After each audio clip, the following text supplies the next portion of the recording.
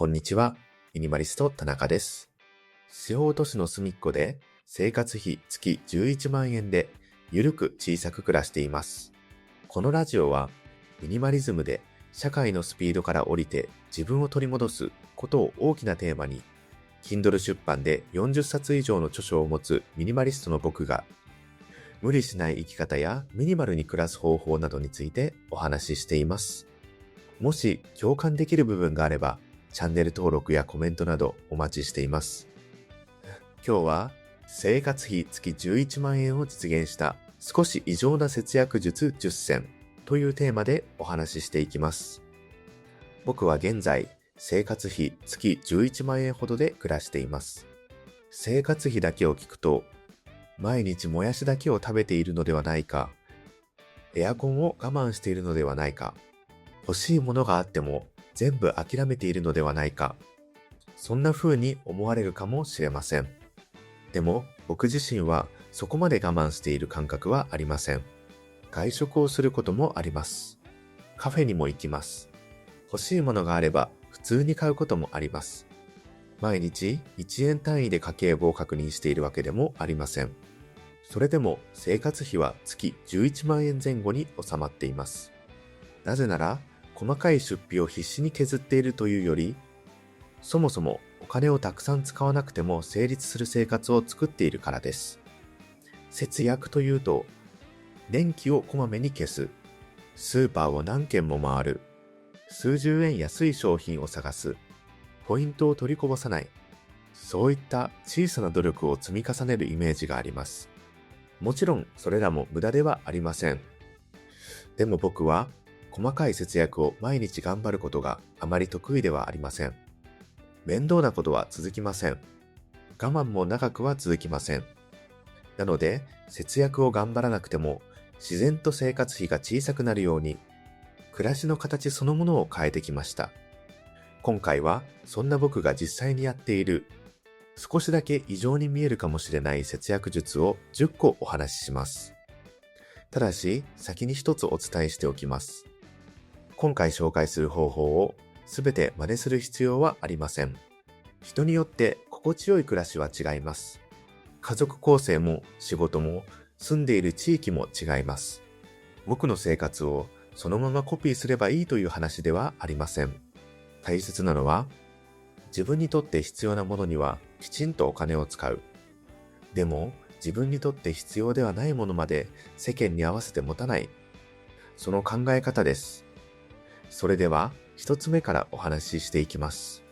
生活費月11万円を実現した節約術。一つ目は、家賃だけではなく生活全体が小さくなる場所を選ぶことです。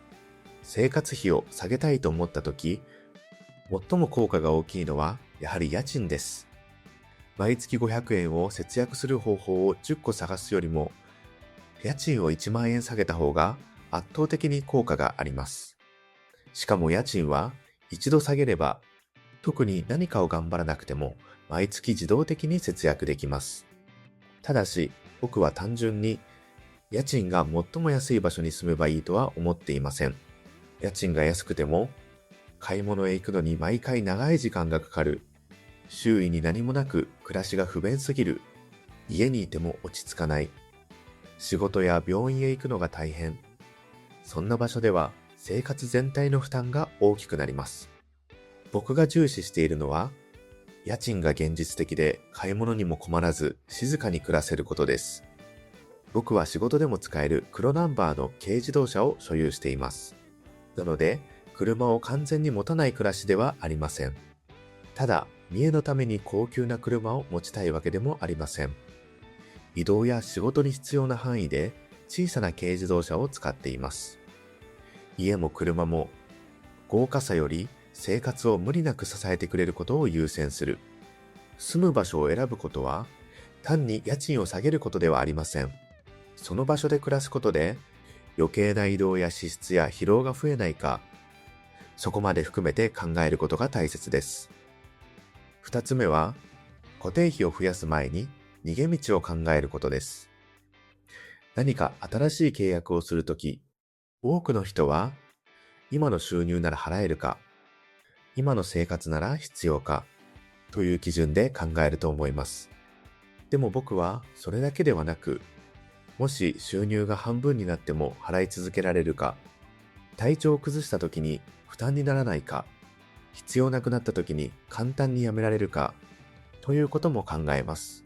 家賃、ローン、サブスク、保険、通信契約、分割払い、毎月自動的に出ていくお金が増えるほど、未来の自分はその支払いのために働かなければいけません。月に1000円程度なら小さな金額に見えます。でも、1000円の固定費が10個あれば月1万円です。年間では12万円になります。しかも固定費は一度契約すると使っていなくても払い続けてしまうことがあります。そのため僕は安いか高いかだけではなく、未来の自分を縛る支出かどうかを考えます。払えなくなったら困る。辞めたくてもすぐには辞められない。維持するために仕事を続けなければいけない。そんな支出を増やしすぎない。これは節約というより、未来の自分の逃げ道を残すための考え方です。3つ目は、服を減らすのではなく、ほとんど同じ格好で暮らすことです。ミニマリストの節約術として、服を減らすという話はかなり有名だと思います。僕も所有している服は多くありません。ただ、僕の場合は、枚数を減らすだけではなく、服装の種類そのものをかなり少なくしています。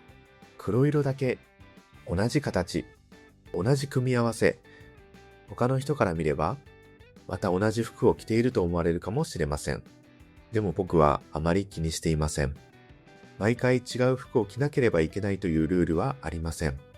流行を追い続けなければいけないわけでもありません。自分が着ていて落ち着く服があり、清潔にしていればそれで十分です。服をほぼ固定すると、新しいコーディネートを考える必要がなくなります。何を買い足すべきか迷うことも減ります。流行が変わるたびに服を入れ替える必要もありません。そして何より、朝何を着るか考える時間と疲労がなくなります。僕にとってミニマリズムは、物を減らすだけではなく、判断する回数を減らすことでもあります。服代だけではなく、時間と集中力まで節約できる。そのため僕は今日も多分、昨日と同じ種類の服を着ています。4つ目は、外食を禁止せず自炊も頑張らないことです。節約生活と聞くと、毎日自炊する、休日に1週間分を作り置きする、外食やコンビニは一切使わない、そんな生活を想像するかもしれません。でも僕は料理を毎日頑張り続けることはできません。疲れている日もあります。何も作りたくない日もあります。何かと生活が落ち着かない時期もあります。そんな時に、絶対に自炊しなければいけないと決めてしまうと、食事そのものが苦痛になります。なので僕は、自炊を完璧にするのではなく、外食より簡単な家飯を用意するようにしています。納豆、卵、刺身、冷凍ブロッコリー、プロテイン、ご飯、焼くだけの肉、調理と呼べるほどのことをしなくても、すぐに食べられるものを家に置いておく。豪華な料理を作らなくても、家に帰れば5分ほどで食事ができる。そうすると、疲れているから外食するという回数が減ります。もちろん、外食したい日は外食します。外食を悪いことにはしません。ただ、食べるものがないから仕方なく外食するのと、今日は食べたいものがあるから外食するのでは、同じ支出でも満足度が違います。節約のために自炊を頑張るのではなく、頑張らなくても家で食べられる仕組みを作る。これが僕には合っています。5つ目は、自分に合わない人付き合いを増やさないことです。これは少し冷たく聞こえるかもしれません。人間関係をすべて切るという話ではありません。僕にも大切な人はいます。パートナーと一緒に暮らしています。家族とのつながりもあります。YouTube や Discord を通じて誰かと緩くつながることもあります。ただ僕は内向的な性格なので、人と会い続けるとかなり疲れてしまいます。大人数の飲み会、目的のよくわからない集まり、断りづらいだけで参加している予定、本当は行きたくないのに嫌われないために参加する付き合い、そういったものを減らしました。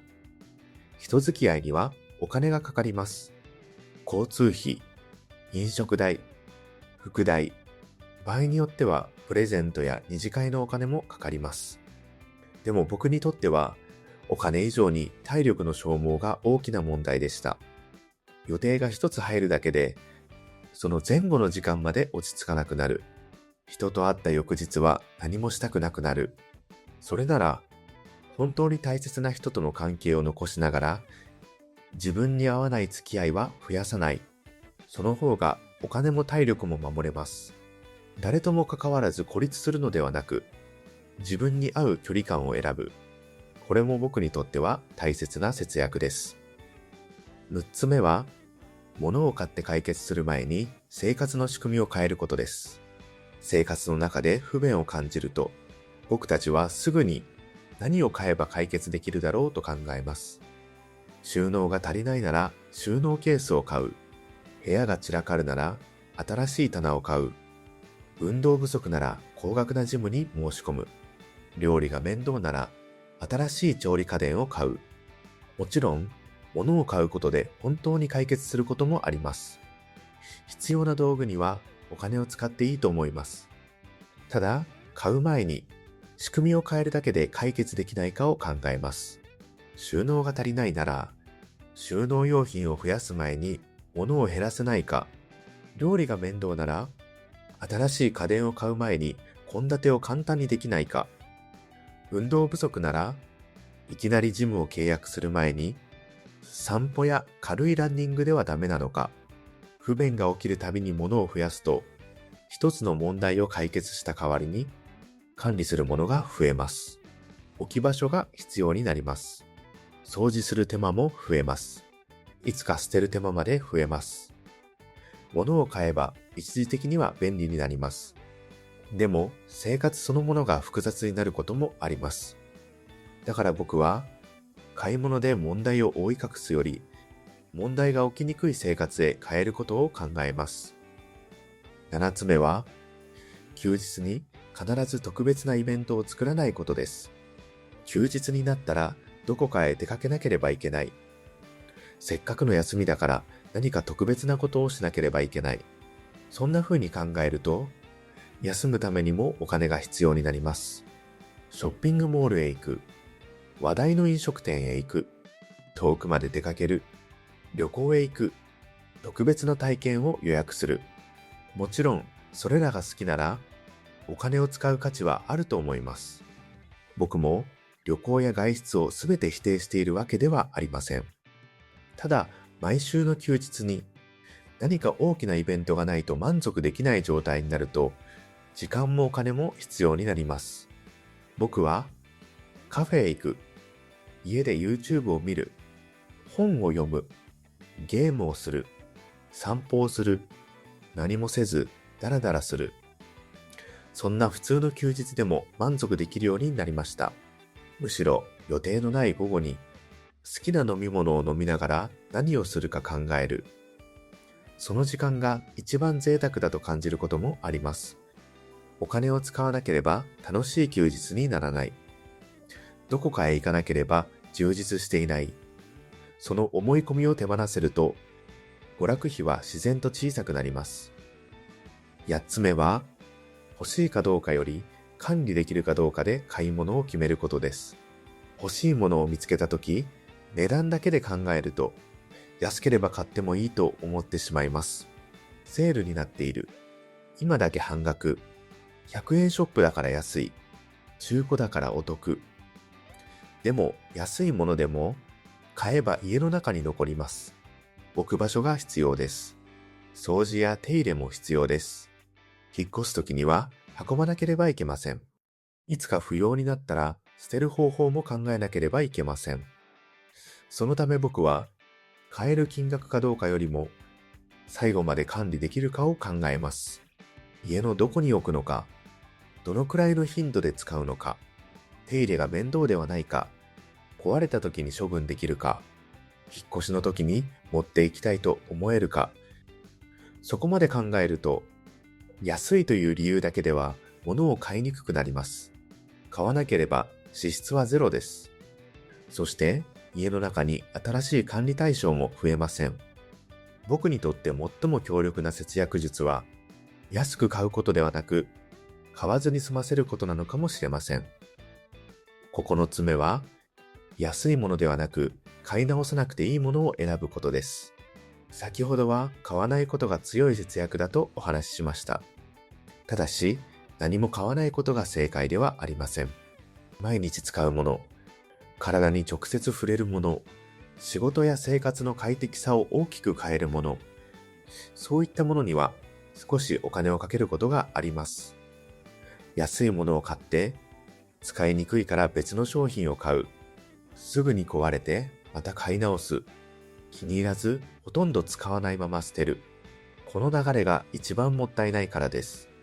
価格が安くても何度も買い直せば最終的な支出は大きくなります。反対に少し高くても気に入って長く使えるなら1日あたりの金額は小さくなります。僕は何でも最安値を選ぶわけではありません。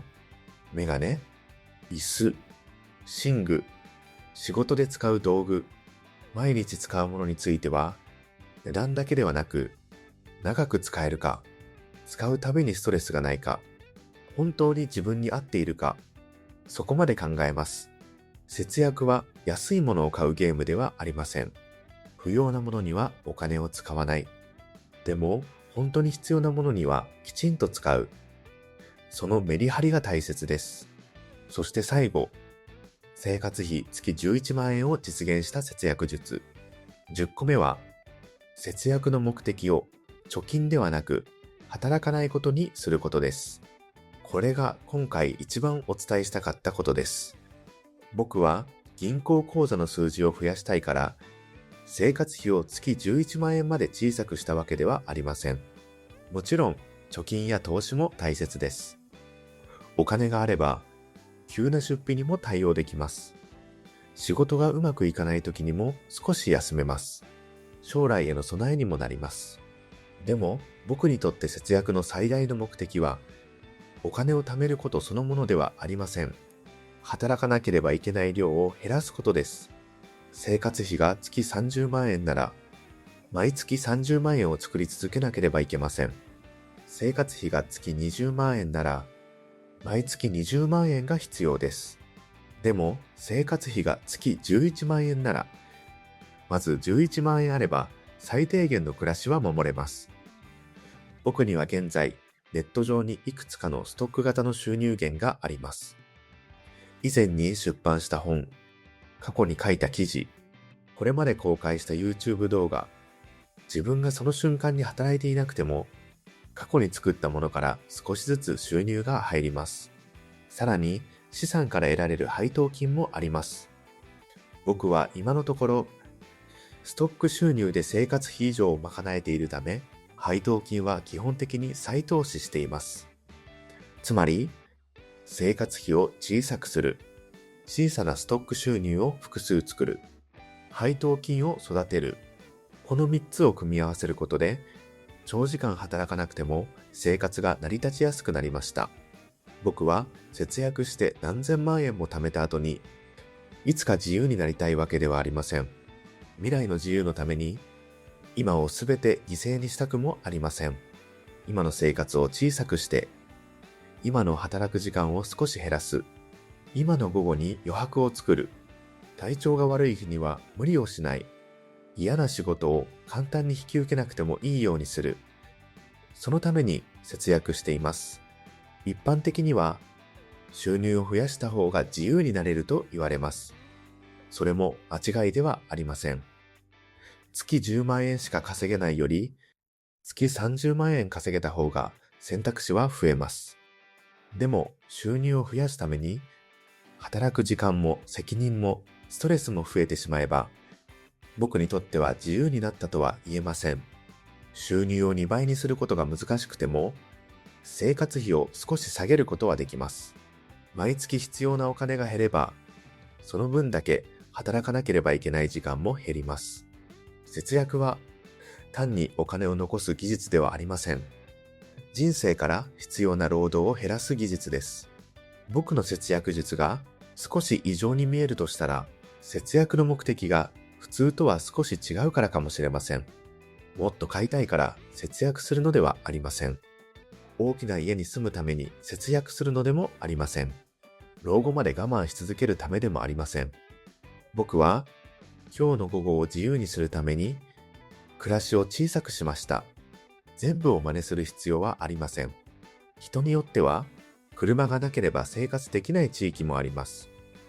仕事上、人付き合いが必要な場合もあります。服や旅行が生きる上で大切な楽しみという人もいます。大切なのは何にお金を使わないかを誰かに決めてもらうことではありません。自分が大切にしたいものを決めて、それ以外の支出を少しずつ小さくすることです。節約は人生から楽しみを奪うものではありません。本当に大切なものへ、時間とお金を集中させるためのものです。生活費が小さくなれば、必要な収入も小さくなります。必要な収入が小さくなれば、働き方を選びやすくなります。働き方を選べるようになれば、自分の時間を取り戻しやすくなります。僕はこれからも、何もかもを我慢するのではなく、自分にとって必要なものにはお金を使いながら、小さな生活を続けていきたいと思っています。